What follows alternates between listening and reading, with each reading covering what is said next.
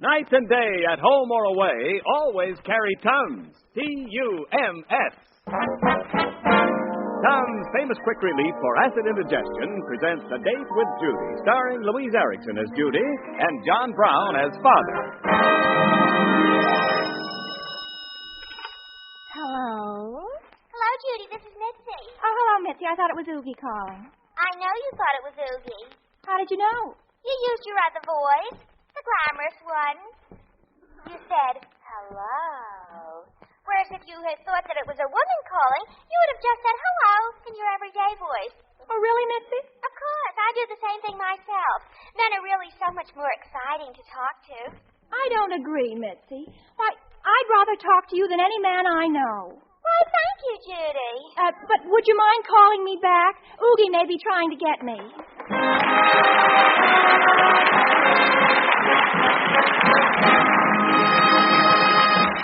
That's Judy, folks. Judy Foster, the lovable teenage girl who is close to all our hearts. Your date with her each Tuesday is arranged by the makers of Tums Famous Quick Relief for Acid Indigestion. Well, the Fosters are all at home. Judy, your kid brother Randolph, her mother, and her father. No wonder. It's dinner time. Dinner's ready, everybody. All right, Mother. I'm right with you. Be there as soon as I call the plant, Dora. Oh, Father, you can't use the phone. Why not? It's absolutely vital that for the next 10 minutes nobody uses the phone. I'm expecting a very important call from Oogie. Oogie? The boy who hopes to someday call me brother-in-law. I'm supposed to let my business wait until you finish talking to Oogie? Oh, I'm not going to talk to him now. When he calls, I just want Randolph to tell him that I'm busy and ask him to call me back in 10 minutes. And then my affairs have to wait another 10 minutes until you talk to Oogie? Well, I'm not going to talk to him then either. What? No. Randolph can just repeat the original message. This could turn into quite a career for me. But, Judy, if you don't want to talk to Oogie, why have him keep calling back? Oh, I want to talk to him. Mother, it's just that from now on, I'm going to be unpredictable. Unpredictable? It's a part of a plan Mitzi and I have to bring romance back into Oogie's life. Oh, my goodness. Don't you think his life is complicated enough as it is? Mitzi says that if a girl is going to keep romance alive, she should always do the unexpected. And as usual, Mitzi is completely wrong. A man likes a woman to be dependable, like your mother. Thank you, Melvin. Makes a man feel comfortable.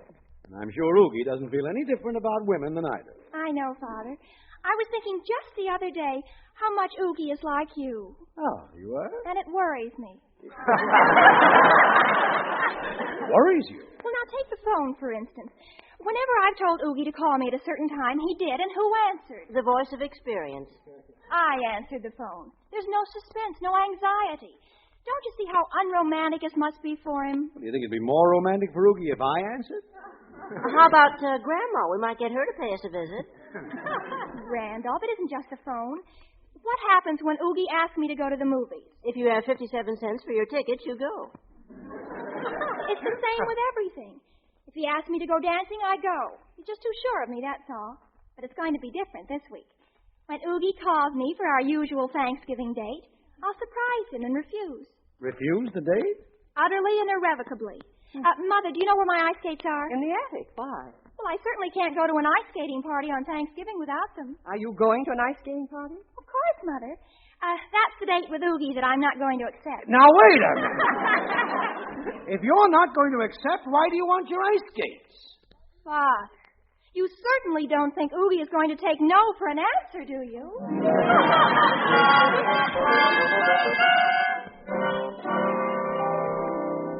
Mitzi Hoffman, never mention the name of Oogie Pringle to me again. Why, Judy? What's the matter? He took no for an answer.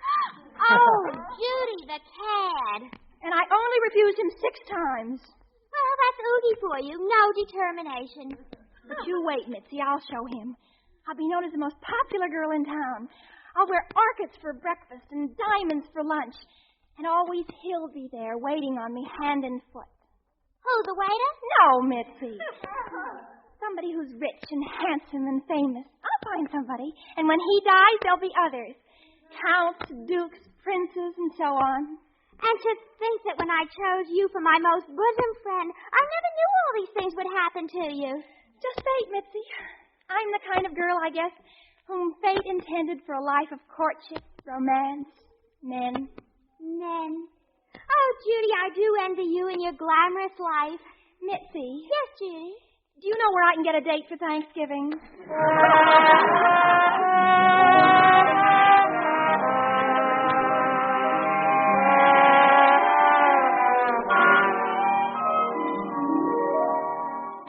Father, I think we ought to move away from this old-fashioned town. Old-fashioned? What do you mean? I guess it doesn't have the new look.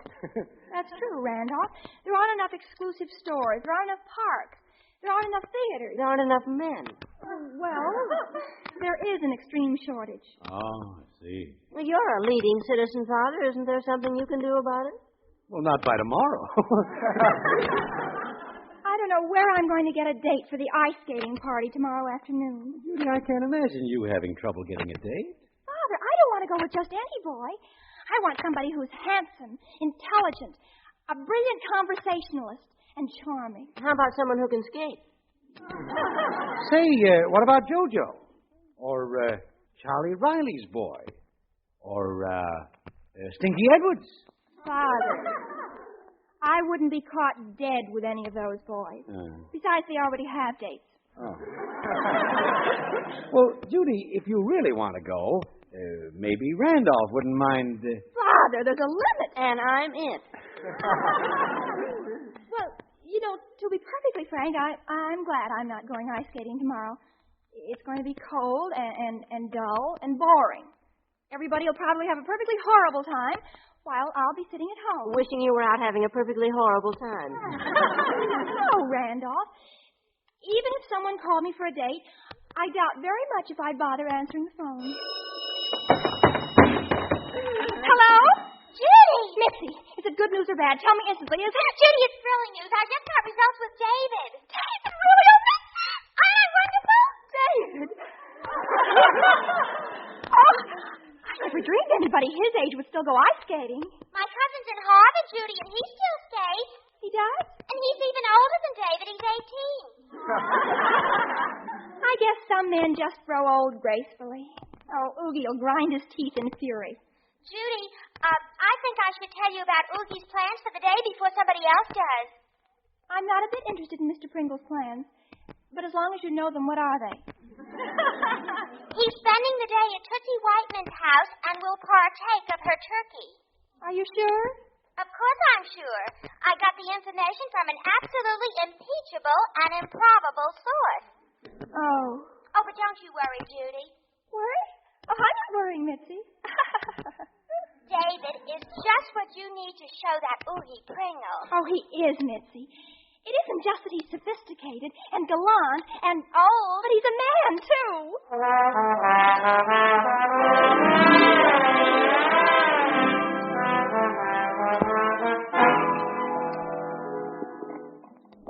Let's see now. There's 110 weenies and 6 packages of marshmallows.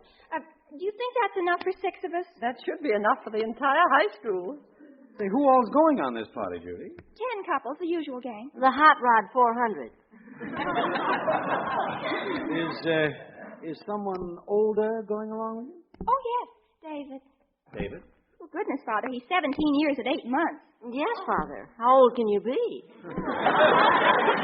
Well, of course, David wasn't quite what I had in mind. Oh, you mean someone of your generation? Yeah, well, that's one way of putting it. What for? To help eat the food. Well, it just seems to me that you need an older person's sane judgment. Now, for instance, what if you should get lost on the way? No, then they're just going to City Park. Oh, no, Mother, we've changed it. We're going to Green Lake. There, you see, an hour's drive away. They'll need a level-headed person along.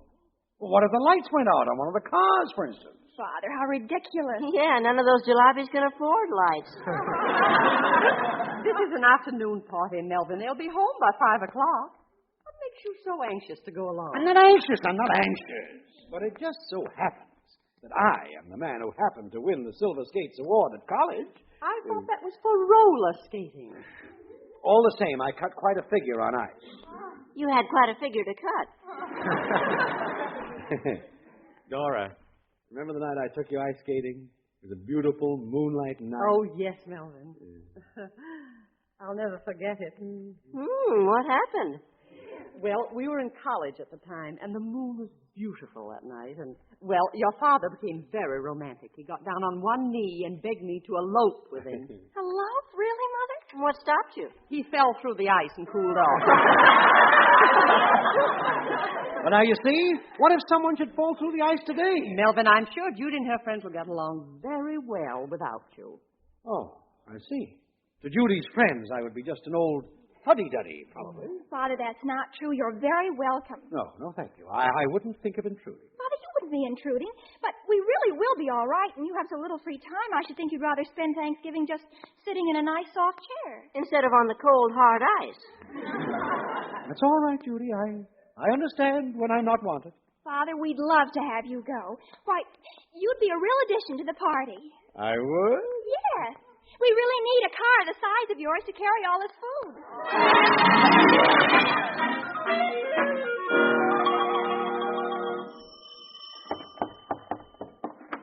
David. Hello, Judy. Come in, David. Mother, David's here. Hello, David. Good afternoon, Mrs. Foster. Randolph, here's David. Greetings, old boy. Pip-pip to you. I came over a few minutes early to see if there was something I could do. Oh, David, how sweet of you. Mother, don't you think that was sweet of David? Yes, Judy, very sweet. It is sweet of you, David. Oh, Judy, well, when a man reaches my age, he realizes he has certain obligations. He recognizes social responsibilities. He no longer dashes thoughtlessly through life like a heedless adolescent. Randolph, isn't that sweet? Just adorable. I hope you'll pardon my little brother. Oh, that's all right, Judy. I pride myself in understanding the younger generation. I was once Randolph's age myself. And you can remember that far back? Judy, now why don't you and David carry these baskets out to the car? All right, Mother. Your father will be down just a minute. He's almost through dressing. Just one more layer of pillows. Oh, dear. Your father never will realize he's not the outdoor type. He just doesn't have the knack for it. He doesn't have the muscles for it either. Oh, he'll be all right. I don't see why you're worrying, Mrs. Foster. Well, David, if you've been married to Judith's father as long as I have... You'd be my mother.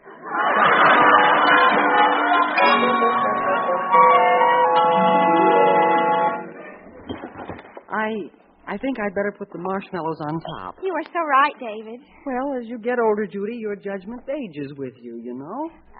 David, I think it's just wonderful that an older man like you would devote his Thanksgiving to go ice skating with a girl like me. You do? Uh-huh. You had to leave your friends. Leave my friends? Oh, most of the fellows I know are going along in the ice skating party. David, I didn't mean men friends. Oh, females. Yes. I don't have any special girlfriends. You don't? No. Most of the girls I've met seem so young. They do? Now, you're different. Really, David, I am? Yes, you're more, the older woman type. Oh, you really think so? Oh, definitely. Why, well, anyone would think you were at least 16 3/4.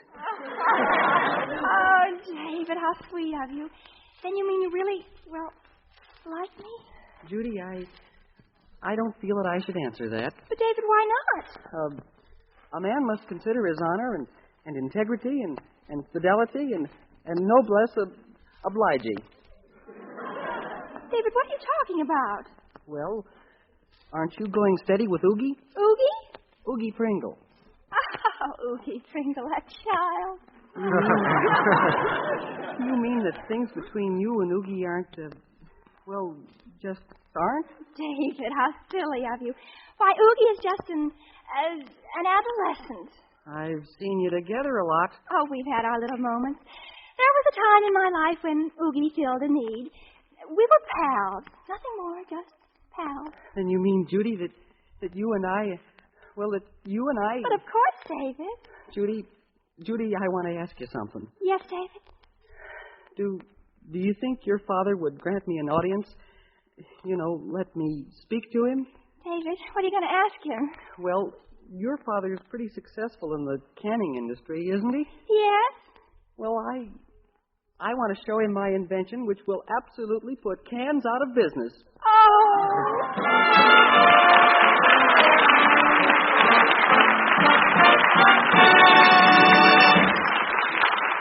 Well, what's on the table for day after tomorrow, eh? Well, there'll be turkey and trimmings and cranberry sauce and sweet potatoes and pumpkin pie. Yes, it's Thanksgiving. And now, back to A Date with Judy. Missy, here I am. Oh, greetings, Judy. Well, what are you doing out on the porch? I wanted to talk to you privately. Mitzi, are you sure that Oogie is at Tootsie's? Not that I care, of course, but is he? Judy, you know I'm infallible in my information. He is. I see. Oh, where's David? He's inside talking to Father about his invention. Do you find him fascinating, Judy? Utterly, Mitzi. And I have reason to believe that he finds me the same. Everything is working perfectly. Oh, Judy, my heart pounds for you. I wouldn't be surprised if by the time we come home from this ice skating party, David and I would be going steady. Oh, Judy, that's too divine. But, well, somehow it's a little sad, too. Sad? Well, when you think of the childhood that you and Oogie have shared together, well, it tears my heart somehow to see you put him out of your life now, when you're old. But don't forget, Mitzi, it's Oogie who has aged me. I've got to show him that he can't spurn me for Tootsie Whiteman. I'll marry somebody else. I won't even give him a chance to plead with me. I'll elope. Oh, you'll miss an awful lot of wedding presents that way. I don't care. And another thing, would your mother let you? I'll elope anyway. And when Oogie finds out, it'll be too late. Oh, Judy, how reckless. Nothing matters just so long as Oogie suffers. And he's going to start suffering today. But I need your help, Mitzi. Judy, surely you don't need any reassurance that whatever power lies within my power is at your command. Thank you, Mitzi. It's quite a big favor. Judy, 'tis not for a bosom friend such as I to question a bosom friend such as you. Very well, then, Mitzi. I want you to ride out to Green Lake with Father in his car. Oh, Judy. Please, Mitzi, it's terribly important. Oh, but Judy, it's Thanksgiving Day. But, Mitzi, if you don't ride with Father, David will insist that he and I go with him. And all he'll do is talk to Father about his invention. Oh, but Judy. Mitzi, this is my day to convince David that I'm his dream girl. And what chance would I have for romance wedged in between Father and a man whose heart is wrapped up in tin cans? But, Judy, what possible excuse could I give for wanting to go with your father? Well, let's see. There must be some reason. Yes, but they're also illogical. I know. I'll tell him that I have a cold. But what difference would that make? Well, his is the only car that has windows.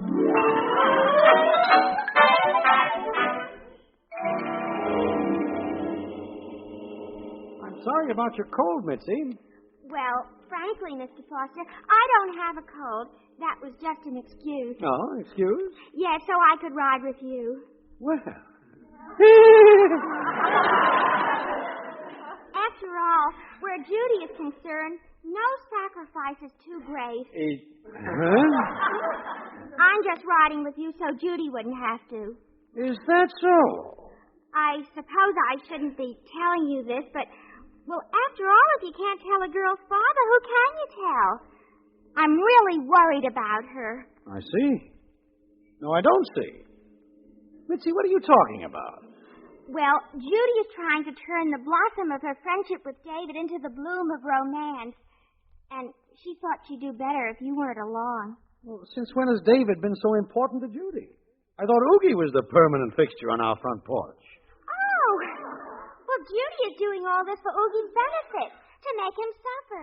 Oh, that's for his benefit. Uh-huh. She's really mad at Oogie, huh? Mr. Foster, when a woman has been spurned as Judy has been spurned, there's no limit to what length she might go. And that's what's worrying me. Oh, I imagine she'll be able to keep eating regularly. You scoff, Mr. Foster. But I can see you obviously don't understand women. Oh, I don't know. The bitter dregs are bitter in Judy's cup. Why, she might do anything to have her revenge. Anything? Yes, well, she might even get married. Oh, nonsense. Her mother and I wouldn't let her. Well, then she'd elope. She said so herself. Well, who would she elope with? David? That's a possibility. Mitzi, you really have been carried away. David couldn't even get a license. He isn't old enough. David will be 18 in 4 months. Well, it wouldn't take him 4 months to elope. My father was married when he was 17 years, 11 months, and 21 days. You what? Grandma went along and gave her permission. Well, there you are, you see. I haven't given my permission. Don't you worry, Mitzi. David wouldn't do a thing like that. Why, he's just a boy. Mr. Foster, he is also a man. And you forget that this is an ice skating party. Ice skating party. Mr. Foster, what's the matter? Ice skating party. Mitzi, Judy's mother and I told Judy that we almost eloped during an ice skating party. You did, Mr. Foster, at your age? I wasn't always this age, Mitzi. Yeah, that's true. We probably gave her the whole idea. Mitzi, we've got a busy day cut out for us. We have? No matter what happens, Judy and David must not be left alone. Can I depend on you? Oh, verily, Mr. Foster.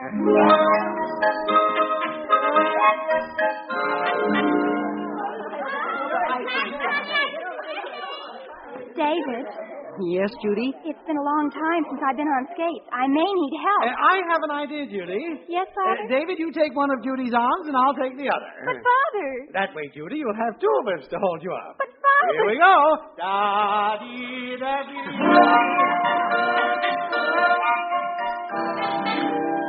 David, can you teach me to do a figure eight? Sure, Judy. Oh, you'll catch on in a hurry. David, yes? tell me more about your invention that will revolutionize the canning business. Oh, sure, Mr. Foster. Would you like to hear about it now? I certainly would. Well, you see, it's all a matter of hydraulics and the compression ratio.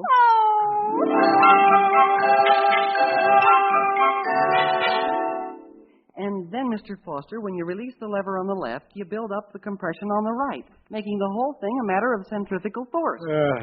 David, aren't we going to have at least one skate around the lake? Judy, don't interrupt now. David, now, if you'll just repeat that last part again.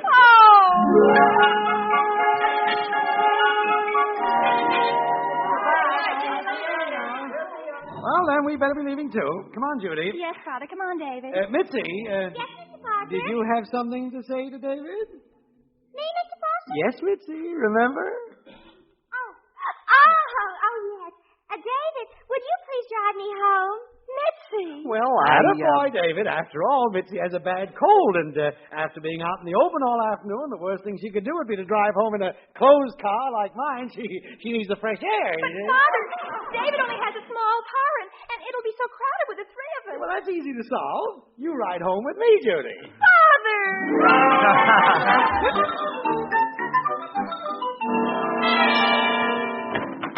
Well, hello. Hello, Dora. Hello, Mother.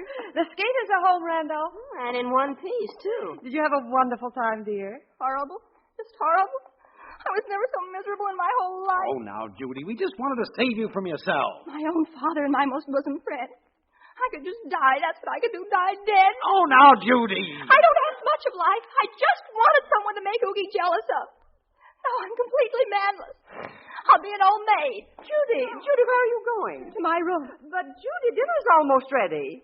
I don't want any dinner, Mother dear. I should probably never eat again. Oh, for goodness sake, what's the matter with her? Oh, she'll get over it. Remember, she's not as young as she was. But, Melvin, what happened? Now, Dora, I actually had very little to do with it. Melvin, what happened? You really want to know? Yes, Melvin. Oh. Well, it was this way. Dora. What, Melvin? You really want to know? And so I kept Judy and David apart all afternoon. Melvin, that is the most ridiculous thing I ever heard. Whoa. How you and Mitzi ever got the idea Judy was going to elope today is more than I can see. Well, Mitzi talked me into it. And vice versa. But there was no basis for it. Well, at the time, it seemed perfectly plausible. Oh, I knew I shouldn't let you go anywhere without Randolph. Randolph, man's best friend. Oh, poor Judy. Her whole Thanksgiving is ruined. Well, how do you think I feel? Well, you should feel awful. Frankly, I'm ashamed of you. I've spent all day getting this dinner ready, and now you've got everybody so upset they can't eat. I can eat. Dora, where are you going? To my room. Well, Randolph, Judy isn't speaking to me, and now your mother isn't speaking to me. It's going to be pretty quiet around here. Randolph, I've got to fix this thing up somehow. Father, you just don't understand the goony girls of this generation. I had just as much trouble understanding the goony girls of the last generation. It's so easy. It is? Sure. I know what you could do to make Judy happy. What, Randolph? What? Well, all you have to do is get her...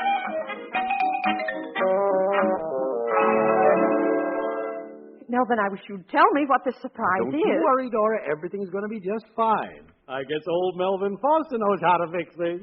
Yes, sir. But Judy's never stayed in her room this long. She'll be down any minute. Right, Randolph? Let's see. It's 6:30. She'll be down any second. Where's that music coming from? Right on time. Now, wait a minute. Judy! Yes, Father? Honey, you better go put on your prettiest dress. What do you mean, Father? In a few minutes, the entire football team of Northwestern High will be here to see you. Father! And not only that, but a certain gentleman known as Oogie Pringle will be here, too, to watch your triumph. You will? Really, Father? How did you ever get him to say yes? He was still hungry. Oh, Father, that's wonderful. He will be positively beside himself when he sees me with 11 men. He'll be beside himself. Thank you, Father. Got to get dressed. Thank you, Father. Now, let's see. I'll wear my new look. I won't have time to do my hair. Thank you, Father. Happy Thanksgiving, everybody. Hi-ho, Silver! Well, Dora, now am I forgiven? Oh, Melvin, I think that was awfully sweet of you. No, it was nothing. It was what any father would do. But tell me, how in the world did you ever get those boys to come over here? Oh, that was easy. I invited them over for dinner. Oh, for the love of heaven.